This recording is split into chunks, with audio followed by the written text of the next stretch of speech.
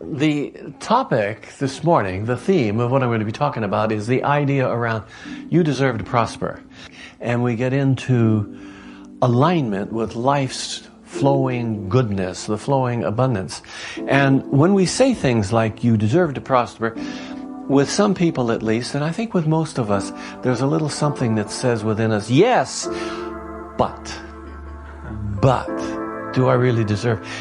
And there seems to be a resistance, I believe, with a lot of people in truly being able to prosper. Now let me ask you a question. Is there anyone here who is not, well, I don't want a show of hands, by the way. This is a rhetorical question. Is there anyone here who does not want to live up to his or her own soul's nature? And when I say the soul's nature, that is the potential, the capacity, the talents, the gifts, what it is, the patterns of you that you're in this life and can express. Anyone here that doesn't want to live up to that? I don't think there is a one. And yet when I say is there, and have said in other contexts, in classes and in discussions with various people, is there anyone that you can think of that does not want to prosper? And there will be all kinds of funny sorts of emotional interactions around that. And there will be people say, well, you know, there are things that are much more important than money and things in life and blah, blah, blah, blah, blah. And I said, that's not the question that I asked. And that's what I put to you this morning.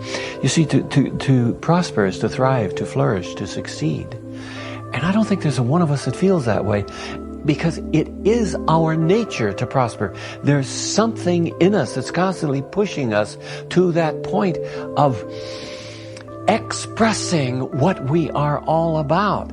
At the soul level, we actually already prosper. You remember that quotation that comes out of the, I think it's the third epistle of John, where he says, "Beloved, I wish above all things that thou mayest prosper and be in good health, even as thy soul prospers." You are already prospering. You're already thriving, flourishing, and successful at the soul level. Now, let's bring that out. Now, if this is true that you already prosper, why is it that there are so many people that don't? And especially in the area of their material supply in the form of money. And I'm not here to talk about money necessarily this morning, although it is a wonderful, wonderful commodity. It represents our energy. It represents what we do and how we present ourselves to the world. And I remember I was having a discussion with a wonderful minister years ago. Her name was Carol Bell Knight. She's gone now. And Carol was... she was just a wonderful religious science minister, and she was a counselor, fantastic counselor, incredibly intuitive individual. Some people said she was really psychic, but she had some difficulty with that particular concept. She was a counselor, she was intuitive, she was a great minister. She had these tremendous gifts, and she was having some problems with her prosperity and her money flow in her life especially. And I was too. We were at a conference and we were having breakfast or lunch or something together. We were over the table and she says, you know, and we were talking about these things. And she says, you know, I finally come to the conclusion after all these years that the final great hurdle that many of us have to overcome in this process of spiritual unfoldment is the money hurdle. And you know, that stuck with me, and I thought about that. And we have funny concepts about it. Let me tell you one of mine. I've always had money come into my life. Never any problem with that. There's always been money that has come to me. And when I've been right down, I don't mean I haven't been at the point where I've been really, really tight at times and wondering what's going to happen, but it would come. And sometimes it come in great gobs. But I always used to say, oh, money always comes to me. I just can't seem to hold on to it. What a concept to carry around. It shall be done unto you as you believe. It's kind of like a prayer, you know. Every time we say something very positively from a level of belief, it's like a prayer. And whatsoever things ye shall ask for in prayer, believing, ye shall have. And boy, I had that experience of it just not staying with me until it got very clear to me that I didn't need that idea anymore. Now it's sticking. And I like it to stick. You know, that's very, very, it's nice to be comfortable in life. Not only have what I need, have my needs met when I need to have them met, but also to have a nice little nest egg and to be able to have some flexibility and do things in life otherwise. See, this is all part of this thing of prospering, thriving, flourishing, succeeding. And I think what it has more to do with is expressing what is in me. The longer I live, and it's been a long time now, and I plan for it to be longer yet, the more satisfaction, the happier I have been, because the more I am in tune with life. And yet, some people have real difficulty with being able to accept that. I want to read something to you that Dr. Ernest Holmes says in his textbook, The Science of Mind. He said, when the inner consciousness agrees with the truth, and I want to stop right there. When the inner consciousness, that is what you feel, what you believe, what you hold on to, what your whole pattern is of you, agrees with the truth. And what is the truth? The truth is that you're made in the image and likeness of that which made everything. Every great scripture of the world, whether it is Christian, Buddhist, Hoodist, is there a Hoodist? Hinduist, anyway, whatever the scripture is, whatever the Enlightenment tradition, they've all said the same thing, that we are replications of that which created it all. We have to be. I mean, well, I won't go into the scientific basis for this, but scripturally, we've all been told that, and we come to know it. And the truth is, you're part of that. And when you're part of that, you're part of everything that it is. So, when your consciousness agrees with the truth of who you are and how you fit in the scheme of things, then and only then a demonstration takes place. A demonstration, the outpicturing, the actual experience of whatever it is that you hold in consciousness. And then he goes on and he says this, specifically, go over the thoughts which are wrong and use the power of your word to heal them. Wow. You know, that's a challenge. That's a challenge, because that means we have to do something rather than sit around and feel poorly or badly about ourselves. Many people do resist their prosperity. They resist their thriving, their flourishing, their succeeding. And you know, there are many reasons for this. And I've been told a variety of things. Well, it's just not spiritual to be too prosperous. Or I just haven't had the breaks. I'm just not very lucky. It's really somebody else's fault. And we go on and on and on. And you know, there may be a certain amount of truth to this. It is not spiritual to be overly prosperous if you are so obsessively, compulsively attached to that prosperity that you deny the very spiritual essence of who you are and create a barrier around you so you can't express the truth of you. That's certainly not spiritual. So you can say, well, prosperity causes that, blah, blah, blah. Look at all the bad businessmen and the big corporations and the this and the that and the other. I say, to that. And it might be that there are certain things that happen in life that are kind of like bad luck. I don't know. Or it's somebody else's fault that has deprived me. You know, the fact of the matter is I don't know why people deny their prosperity, and I don't care. What I'm concerned with is what can we do to move past that concept. You see, if we give our attention all the time to what is lacking, all we're doing is giving our attention to what is lacking, and the universe flows its energy and power right in. This is this God power right in to the focus of your attention. So if you're thinking lack and limitation all the time, what are you attracting into your life? So I don't care about that. What are we going to do to move beyond it? It's like some people are constantly trying to analyze why they're a klutz or why they're a something or other in life. Well, fine. Now I know the reason I'm a klutz. What am I going to do to make it any different? You see what I'm saying? This is so important, to be proactive in moving forward into the field of possibilities and opportunities that you have. And sometimes it's a little bit scary. Sometimes we have to take a little bit of risk. I want to read to you a little quotation that I got just last week. You know, I'm on one of these email lists, so I get daily quotations from a couple of different sources.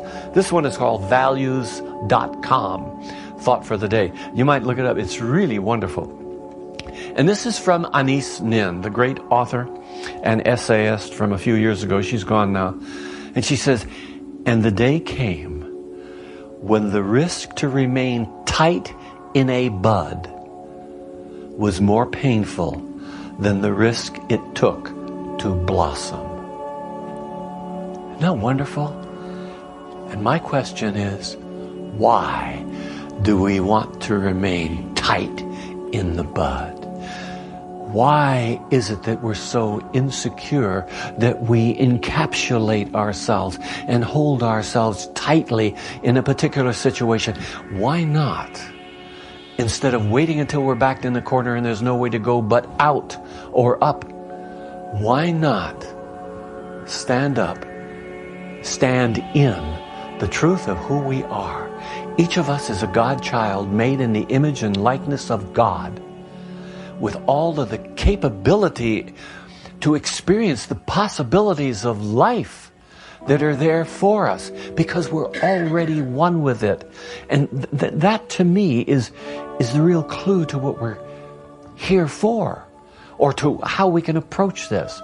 I want to talk about some things this morning, give you a little outline of my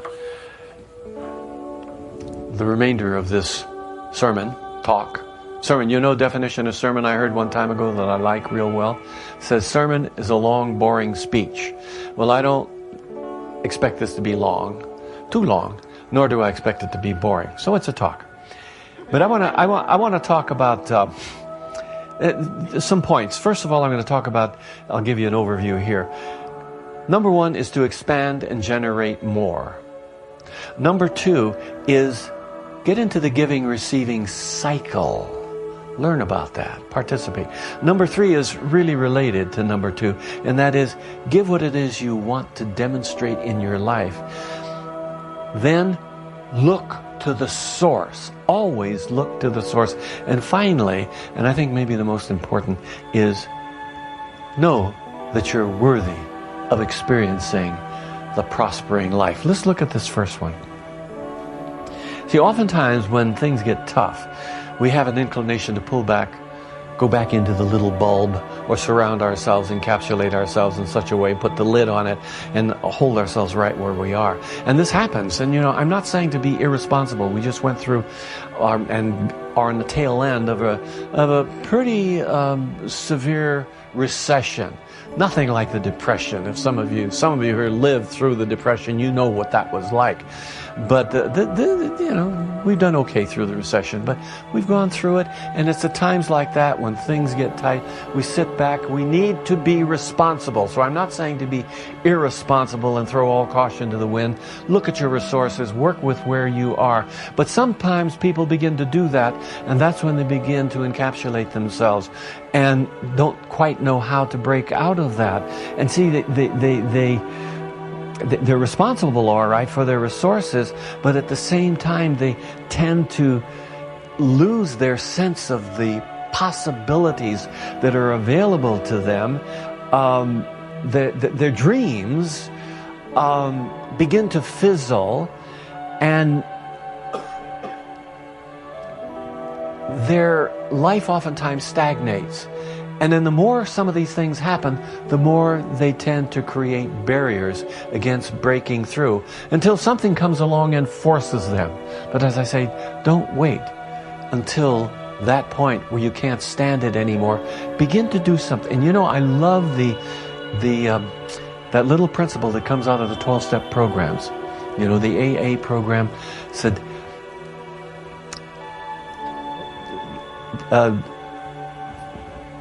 day by day, one day at a time. And my paraphrase for that is a little bit every day, all the time. And you see, a lot of people don't realize that even a little success nurtures a consciousness of movement. And this is where expansion can come into your life. You make a little success every day. Accomplishment is like when I took my first Science of Mind class many, many years ago, back in the 1970, I guess it was. 69 or 70. Now our teacher stood up there and she says, you know, when you start to do this kind of work with yourself and you find that maybe great dramatic things don't happen, they could, but they might not. But if you have a little demonstration, a little success, the next one is easier and the next one is greater. See, the universe tends to respond to your ideas and your own expansiveness. And yet a lot of people keep retreating. You remember Mike Todd? Any of you remember who Mike Todd was? Well, he was Elizabeth Taylor's second husband. She didn't divorce him. He died. He died in an airplane crash. He was a great guy. He was a movie mogul. He produced and directed movies, and very talented guy. Wonderful, wonderful, very popular, influential person. He made the comment one time, he said, I've been broke many times, but I've never been poor. Isn't that neat? You see, broke is a condition. It's a place that you are. Poor is a state of mind. And we can change that state of mind. I want to give you an example of something that occurred. A couple of weeks ago, about 3 or 4 weeks ago, I gave a sermon. And in that sermon, there was a handout that people got. It was called 7-Day Mental Diet. That's what it was. A little handout in the bulletin. And one of the people who were here at that time wrote me this. She's one of the students. She just had completed the Beyond Limits course that we taught. She said, "Hi, Richard. I just had to tell you, the little purple inserts you placed in the bulletin 2 weeks ago had 7 treatments on them." They weren't treatments, they were affirmations. Well, I did it twice daily. And guess what? I got both clarification on a new career and a job to get me through going back to college. I know it really works. But you know, and I asked everybody, those of you that were here, remember I said, do this and give me some feedback. I really love to know when you're doing it and what's going on in your life. I got about 3 responses from people. But you know, that's pretty good, because the previous center that I was with had 800 members, and there'd be like 400 members on a Sunday morning that show up, and I would make the same request, and sometimes I get 1 or 2, and I got 3 people that responded to this. So somebody's doing it, they're using it, and they're seeing the benefit of it. Just like Nike says, just do it. But most people don't. They'll go home and they have the little insert, they'll look at it and they put it on the dresser, then it gets covered up with something, and then something else, and something else, and finally they clean up a few months later and say, oh, I've gone through that, and they throw it away. And I'm saying, damn it, stop it, just do it. Okay, now there it is. I have and you know, another thing that happens with a lot of people is they put off and they put off and they put off, and they well, I have a little cartoon. I have a little cartoon here that I want to illustrate this with. This is Calvin and Hobbes, and the first 2 panels in this are, you know, Calvin, the little 5-year-old boy, and Hobbes is the stuffed animal, the lion, and tiger, that's right, the tiger, and it's there somewhere. Here, give it to me. What's happening here? Well, let's forget it. I will go on to, there it is, okay. Here. And you see, Hobbes is saying, do you have an idea for your project yet? And Calvin looks at him and says, no, I'm waiting for inspiration.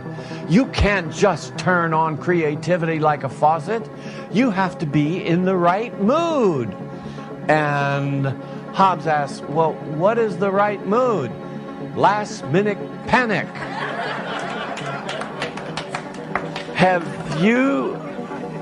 Can you relate to that in any way? Isn't that the way many of us are? So you see, little practices, simple practices, working on yourself, being constantly aware, reminding yourself, I am made in the image of this whole universal system, all that it is, I have access to, and there's a part of it in me because of all of that, because I'm a part of all of that. Keep telling yourself that. How can you not have the self-esteem, the self-love, the sense of self-acceptance that you need in order to be able to step in to your truth? Can we turn this off? Or let me go backwards. Let me go backwards to... This will come next. Okay. Just leave that there. I should have put another slide. Anyway. Okay. The third one of these things that you can do that are useful to address yourself to, these elements, giving and receiving. You know, I think the first law of abundance is you have to give before you get back. Now, a lot of people look at that and say, well, then that sounds like a pretty good principle. If I can depend on that principle, I'll give and I know I'm going to get. No, it doesn't work that way. It just seems the universe works that way. What it's really saying is that you give in whatever way is appropriate to give, and it puts you in the flow with life itself. And when you're in the flow of all substance, it's all around you. And you can draw into your life whatever you need. See, Ernest Holmes makes the comment, he defines divine love as the givingness of spirit to its creation. Think about that. You're in its image and likeness. And if you are made like it, if you are a part of that, then how do you express your love, the element of divine love that is you, flowing through you? It is through your givingness to your creation. Do you see what I mean? And everything around you is your creation, your relationships, your job, your activities, your concepts, your expression. This is what this really means. You give and you automatically come into alignment with it, and you're going to receive accordingly. That's the basic principle. You don't walk up to your furnace and turn the thermostat up and expect to get heat if the gas is off. You don't walk into your fireplace and say, give me heat before you put in the wood. So it takes a proactive kind of an interaction with it. But we give without the thought of what it is we're going to get. If we're giving with strings attached, it's, well, I will give, but I know I'm going to get back, and if I don't get back, I'm not going to get... It doesn't work that way. What we're doing is we're creating a sense of lack in our own life. Do you see how that works? Giving is an acknowledgement that you have something to give. Think about that. And when you acknowledge that you have something to give, you're speaking from a principle with which you are intimately connected, that's working in your life, and you will have and have and have. No strings attached. So the giving and receiving cycle is really a flow. It's not doing one thing to something else for something else to happen. It has to do with getting in tune with the flow. The next one of these elements of how we can help to move past any resistance to our prosperity is related to that giving and receiving cycle, and that is give what you want to experience in your own life, what you want to demonstrate in your own life. And this goes for everything, whether it's you feel a need for appreciation or love or money or just somebody to smile at you sometime, or you feel that you have such a need to be trusted, or if you want to have a sense of your own personal power. Help other people be empowered. Begin to trust others if you're looking for trust. Whatever it is that you're wanting to experience in your life, this is what you need to give. And some people say, well, I will volunteer my time, but I won't donate anything else. Okay? I won't give them my material, my money resources, my financial resources, whatever, but I give by volunteer my time. Well, fine. You volunteer your time and you're going to have more time to volunteer. Okay? Now that sounds kind of crass, perhaps, to say something like that, but it really tends to work that way. Don't overgive. Don't go out and take a loan or borrow money in order to give. That is not only irresponsible, it's kind of stupid, I think. But get into the flow. A little bit all the time. A little bit. Work on it. Giving what it is you want to experience. And it's scary sometimes to start giving before you